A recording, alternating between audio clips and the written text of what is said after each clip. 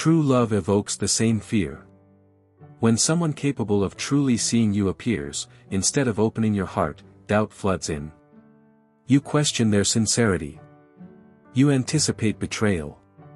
You replay old wounds. And without realizing it, you become the one who pushes love away, protecting yourself from pain, yet also from the very thing you desire most.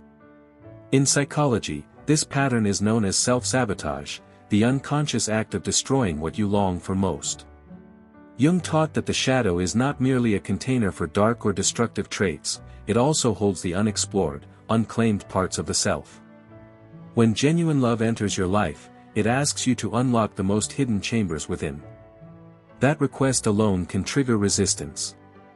The shadow rises quietly, planting doubt, amplifying fear, and erecting unseen barriers meant to protect you, but at a cost. One woman shared an experience that deeply resonated with others. After enduring years of isolation, she met a man she described as kind and emotionally safe. He showed care without judgment and offered presence without pressure. At first, she felt deeply soothed, as though she was finally being met as she truly was. Yet within weeks, something shifted. She began questioning his intentions, dissecting his words, and reading betrayal into moments of silence. She later admitted, "I couldn't accept that someone like him was real. I convinced myself he must be hiding something. Terrified of being left, I ended up leaving first." Her unresolved pain, stored in the shadow through memories of past wounds, led her to dismantle the connection just as it began to grow. The shadow functions like a guard at the gate. It resists transformation because transformation threatens the survival of old defense systems. It murmurs warnings: don't trust. Don't reopen old wounds. Don't risk vulnerability, because risk means loss. Yet this very protection ensures the loss it fears. Instead of experiencing a living, evolving relationship, you remain confined within a loop of anxiety and self-protection. What makes this stage particularly difficult is how quietly it operates. Self-sabotage rarely announces itself dramatically. More often, it appears in subtle behaviors, postponing replies, setting impossible standards, and acting indifferent to test another's devotion. You may believe you're measuring their commitment, but in truth, your shadow has taken control, turning love into a battleground rather than a refuge.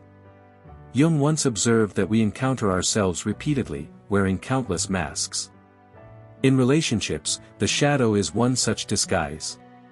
When you push away someone who could truly meet you, you are not rejecting them, you are turning away from your own healing potential. True love resembles sunlight. It is gentle and warming, yet it illuminates everything it touches.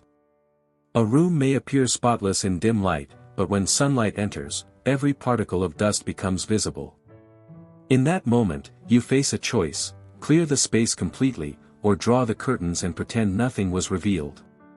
Self-sabotage is the act of closing those curtains, denying the light and clinging to familiar darkness. This is why so many claim they aren't ready when love finally arrives. It isn't love they fear, it's the confrontation with their own shadow. Real love carries responsibility, the responsibility to remove your armor, expose your tenderness, and accept the possibility of pain. It is a leap into uncertainty, but it is the only leap that leads to authenticity. From a therapeutic standpoint, this moment is pivotal. Once you understand that self-sabotaging impulses are not flaws in your character but echoes of the shadow, transformation becomes possible. Awareness is the beginning. Instead of surrendering to every fearful thought, you learn to pause and ask, is this inner wisdom, or is this an old wound speaking? That pause creates space for a new choice, and with it, the chance to end the cycle. This is the most demanding test because it asks you to trust precisely when trust feels unsafe. It challenges you to open a heart accustomed to being sealed shut. It also asks you to step out of the familiar identity of the wounded victim and choose to live exposed, present, and fully awake. Jung described this as engaging the shadow, not to eliminate it, but to integrate it. Fear does not disappear, but it no longer determines the direction of your life. If you've ever questioned why love seems to slip through your fingers, understand this: it isn't punishment. It's an invitation. You have not failed at love, you are wrestling with your shadow. And every moment you recognize this, every time you resist the urge to flee, and every time you stay instead of retreating, you move closer to real intimacy. Step 4. Inner restructuring. As you grow capable of recognizing the shadow and preventing it from destroying meaningful bonds, a deeper challenge emerges. If the shadow represents resistance born of fear, this next phase requires total transformation. Healing alone is no longer enough, the universe asks you to redesign your inner architecture entirely. This stage is not about preserving love but about becoming someone capable of sustaining it. Jung referred to this as individuation, the difficult yet essential process of becoming your authentic self, free from inherited roles, social conditioning, and unresolved history. If facing the shadow is like cleaning a neglected room, inner restructuring is tearing down the entire house and rebuilding it from the foundation. You realize that the original structure was never designed to support the truth of who you are. To create a stable ground for genuine love, you must reconstruct your inner world with honesty, clarity, and courage. In everyday life, this often appears as a radical change. Some leave secure but suffocating careers. Others step away from long-standing friendships that quietly drain them. Many relinquish lifelong family roles, the compliant child, the self-sacrificing sibling, the perpetual caretaker, to finally meet themselves without disguise. Some people are born with an unrelenting need to live truthfully, all the way down to their core. They cannot pretend to be someone they are not, cannot love halfway, and refuse to remain in relationships that exist only to numb loneliness. For them, truth outweighs comfort. If love does not reach the deepest layers of the soul, they would rather walk away from it entirely. This very quality, however, often places them on the margins. At times, they wonder whether something is wrong with them. Is their discernment holding them back? Carl Jung would answer clearly, this is not a punishment. He recognized that certain individuals are simply not meant to love in conventional ways. Before these souls can experience a relationship that is truly aligned, they are led through a series of inner trials. Periods of solitude, encounters with wrong persons, and painful ego collapses are not random misfortunes, they are essential stages of psychological and spiritual growth. If you have ever felt ignored while others seem effortlessly loved, it may be because you belong to this rare group. So what is the universe preparing within you before the right ones appear? To understand this, we must look through Jung's psychological framework. The first phase is what he described as separation from the collective unconscious. There comes a time when these individuals are thrust into a profound loneliness, one they did not choose, yet cannot escape. While peers settle into marriages, families, and socially approved lives, you find yourself staring inward, unsettled by a persistent question, why does something that seems so natural to others feel impossible for me? Jung referred to this as a breaking away from the collective unconscious. It is the moment when societal, familial, and cultural templates for love no longer satisfy you. The familiar narratives lose their power. You cannot simply follow the script everyone else accepts. Where many people form relationships to avoid loneliness, meet expectations, or secure stability, those with deeper awareness experience such motivations as self-betrayal. For them, solitude is less painful than remaining in a hollow connection. Picture yourself at a lively gathering. Conversations flow, laughter fills the room, and couples connect effortlessly. You participate, yet feel strangely detached. It is not that you lack the desire for love, it is that the language being spoken around you feels foreign. Every flirtation seems recycled. Every interaction follows a predictable pattern. You are present, yet internally distant. This is the true meaning of separation from the collective unconscious. You are no longer carried by society's unconscious currents. Instead, you stand alone, forced to confront a deeper question: what kind of love is truly aligned with who I am? This stage is often painful and can create the illusion that something inside you is broken. You watch others adapt, compromise, or silence their doubts.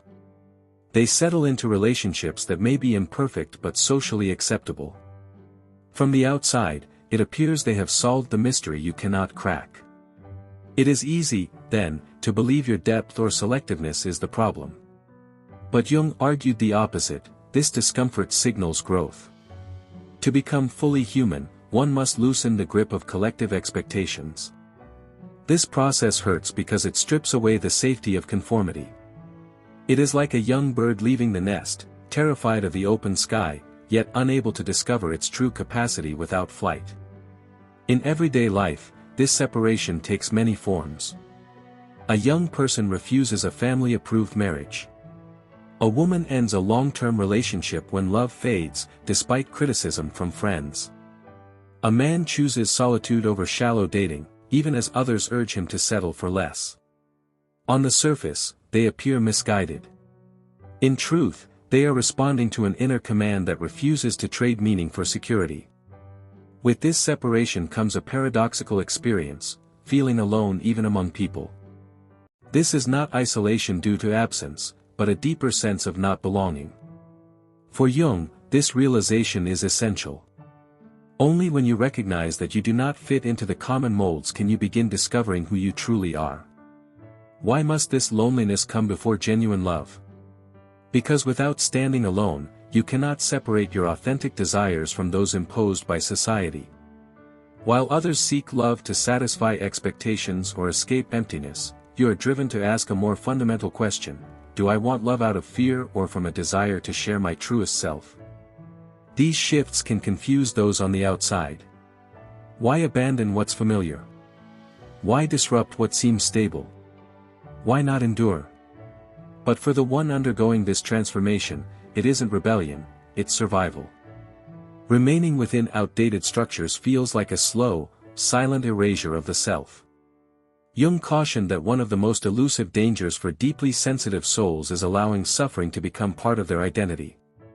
We begin telling ourselves stories like, "I'm difficult to love, and that makes me special. I'm constantly misunderstood, therefore, I must be deep.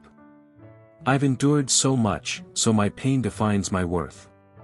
Yet this attachment to pain is often just another way the shadow keeps us from stepping into the light. True inner transformation requires the courage to release even the most dignified narratives of suffering. It means no longer defining yourself by isolation and no longer using your uniqueness as a shield against closeness. This surrender can feel excruciating, because wounds can feel safer than healing, familiar, even cherished. Psychologically, this stage confronts the ego at its most vulnerable point. The identities you built early in life begin to dissolve: the obedient child who earned affection, the achiever who chased approval, and the outsider who felt special through separation. As these constructs fall away, what remains is startling in its simplicity: a self without titles, without roles, without armor. And then the unsettling question arises: if I am not any of these identities, who am I? This question can provoke fear, but it also opens the door to liberation. Think of it this way: imagine dragging an old suitcase stuffed with broken, useless objects, items you've kept only because they hold memories. The weight exhausts you, yet you hesitate to let it go. Inner restructuring is the moment you open the suitcase, examine each object, and finally discard what no longer serves you. When you do, you realize how much lighter your journey becomes when you carry only what truly matters. Perhaps you recognize this suitcase in your own life: a relationship, a habit, or a role that has long expired but still lingers. If so, you are not alone. Many others are quietly carrying the same weight, and their shared stories may offer the courage you need to finally set yours down. People often ask how to recognize this phase. The signs usually appear as a sense of inner dissonance. Conversations that once energized you now feel hollow. Pleasures that once thrilled you lose their spark. Relationships that once felt safe begin to feel heavy. You sense yourself changing, and that change unsettles those around you. Yet this discomfort is not regression, it is transformation. You are shedding an outdated version of yourself so a truer one can emerge. At this stage, the real work is not about finding love but about learning how to live in alignment with your own truth. Love cannot survive on performance or pretense. Without authenticity, every bond eventually fractures. Jung once observed, the most frightening thing is to fully accept oneself. And yet, this acceptance is what releases you. As you move through this internal rebuilding, something subtle but powerful shifts. You stop striving to impress, stop fearing abandonment, and stop seeking validation. You enter spaces without scanning for approval. You feel complete in your own presence. And that authenticity begins to magnetize people, opportunities, and connections that resonate naturally with who you are. Psychologically, this marks the emergence of individual consciousness. Jung believed many people never reach this point. They dissolve into collective norms, sacrificing inner truth for belonging. Rare souls, however, cannot do this. Compromise feels like self-erasure. Thus, their loneliness is not abandonment, it is purification. Illusions fall away. Borrowed dreams dissolve. What remains is the core longing. This is why such individuals may spend long periods unattached. They cannot pretend enthusiasm on uninspiring dates or remain in relationships that offer safety without depth. And often, they fault themselves for it. Through Jung's perspective, however, this is the beginning of individuation. The universe is drawing you away from the noise so you can finally hear your own voice. The task here is not to flee loneliness, but to understand it, to recognize that solitude is not proof of inadequacy, but evidence of distinction. You are not alone because you lack worth. You are alone because you refuse to settle. You are not forgotten, you are being refined. Like gold shaped by fire, your soul must endure isolation from the crowd to fully become itself. One day, you will look back on this path and understand that solitude was not a punishment, but a preparation. Had you never walked alone, you might never have learned how to recognize genuine love when it finally arrived. Distance teaches discernment. Emptiness sharpens perception. It is through this inner quiet that you become capable of sensing a true soul connection rather than losing yourself in fleeting affection. This initial separation from the collective psyche is painful, yet essential. It is the moment when the social mask is stripped away and you stand exposed before yourself, with nothing to hide behind.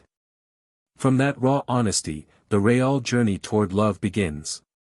The second stage is the encounter with the mirror, the awakening of the anima or animus. After an extended period of loneliness, life often introduces someone extraordinary, someone whose presence feels electric, as though they speak directly to the deepest parts of you. You may feel as though they have finally translated your inner world into human form. But Jung would say this is not yet love. It is the activation of the anima or animus. What you are responding to is not the person themselves, but an unclaimed part of your own psyche reflected through them. In Jungian psychology, the anima or animus represents the complementary qualities we have not yet integrated. For men, the anima embodies sensitivity, emotional depth, and intuition. For women, the animus carries assertiveness, clarity, and inner authority. When someone appears who naturally expresses these qualities, attraction can be instantaneous and overwhelming. It feels destined, almost mystical. Yet this is where danger lies, because what feels like soul-deep love is often unconscious projection. This experience can feel otherworldly. Suddenly, the silence you've carried for years turns into music. The person seems to embody everything you've longed for: depth, warmth, creativity, and strength. Their words land as if they were written just for you. There's an uncanny familiarity, a sense of cosmic alignment, as though you've known them beyond time. This process is not gentle. It may require sacrificing things you once believed were essential. But what you gain is immeasurable: yourself, integrated, grounded, and real. Only then are you prepared for the final stage, surrender. Surrender is the great paradox. After all the searching, healing, and becoming, life asks you to release the very desire that propelled you forward, the fixation on finding love. This is not resignation but the relinquishment of obsession. Love is no longer something you pursue to feel whole, wholeness already exists within you. Surrender is not defeat. It is radical trust. It is allowing life to unfold without clinging. Many mistake surrender for hopelessness. If I stop searching, doesn't that mean I've given up? Jung would argue the opposite. Only when longing loosens its grip can you recognize that love was never absent. Imagine someone struggling in deep water. The more they thrash in panic, the more they sink. But when they relax, their bodies rise naturally. Love works the same way. Chasing it drives it away. Letting go allows it to arrive. Psychology describes this as paradoxical intention. The harder you force an outcome, the more resistance you create. An insomniac who pressures themselves to sleep stays awake, only acceptance invites rest. Love follows the same law. When love is no longer the goal, it often becomes the result. There is a story of a man who spent years desperately searching for connection, dating endlessly, moving from one disappointment to another. With each failure, his urgency intensified. Eventually, exhausted, he stopped. He redirected his energy toward work he enjoyed, traveled alone, and finally pursued photography, a passion he had long postponed.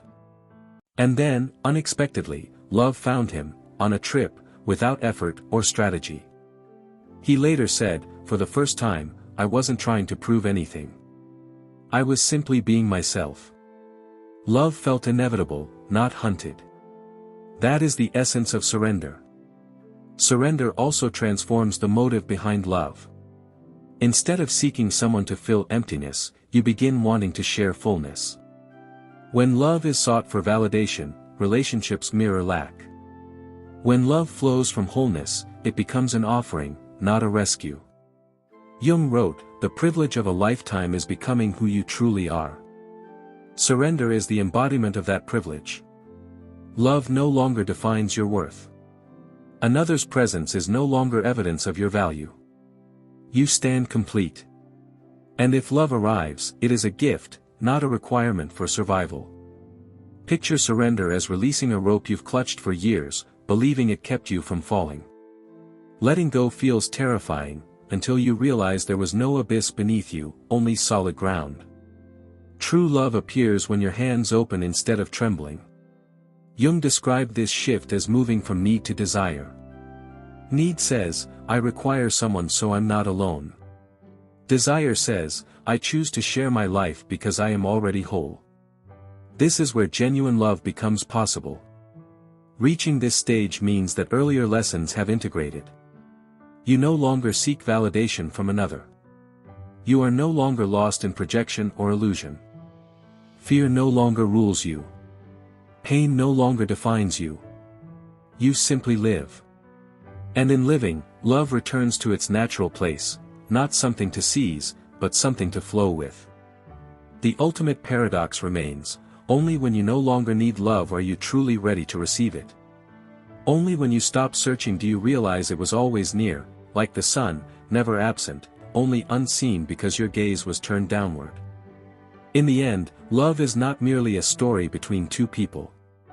It is a journey of the soul, a language life uses to guide you back to yourself. Every loss, every awakening, and every meeting carries meaning. None of it is accidental.